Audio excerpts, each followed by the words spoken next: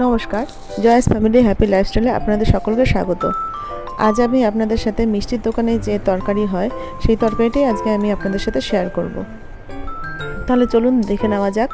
দেখুন, এখানে আমি ছোলার ডাল আর আলু দিয়ে তরকারিটা করেছি। সেটা আপনারা লুচি, পরোটা বা রুটি দিয়েও খেতে বেশ ভালোবাসবেন।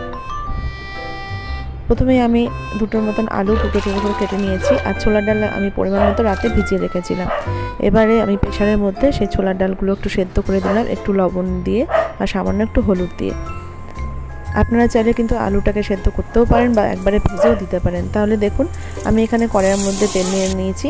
সেই তেলের মধ্যে আমি শুকনো লঙ্কা আর মৌরি আর তেজপাতা সোমবারে দিয়েছি, ফোড়ন দিয়েছি। এবারে আমি সেই যে প্রেসারে আলু সেদ্ধ দিয়েছিলাম সেই আলুগুলো তুলে আমি এখানে ভেজে নিয়েছি। তারপরে একটা মতন টমেটো, একটু আদা কুচি, দুটো লঙ্কা, একটু টমেটো আর জিরে ধনিয়া গুঁড়ো, একটু লঙ্কা গুঁড়ো আর একটু আদা বাটা দিয়ে আমি সেটাকে ভালো করে কষিয়ে এবার যে ছোলার ডালগুলো আমি জল শুদ্ধা কিন্তু আমি এখানে দিয়ে দেবো।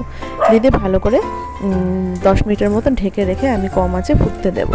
দেখুন, আমার তরকারিটা প্রায় হয়ে গেছে। তো আমি কিন্তু আগেই চিনি, সামান্য পরিমাণ চিনি দিয়ে দিয়েছিলাম। তারপরে আমি নামানোর আগে একটা ভাজা মশলা দিয়েছি।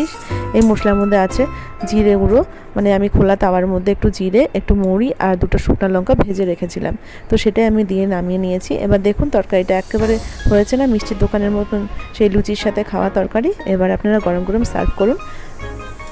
আর আমার চ্যানেলটা যদি ভালো লেগে থাকে অবশ্যই সাবস্ক্রাইব করতে ভুলে যাবেন না। লাইক, শেয়ার, কমেন্ট অবশ্যই করবেন। তাহলে আজকের মতন টাটা, আবার আসবো অন্য কোনো নতুন রেসিপি নিয়ে। আমার সাথে থাকুন, প্লিজ আমাকে সাপোর্ট করুন। টাটা।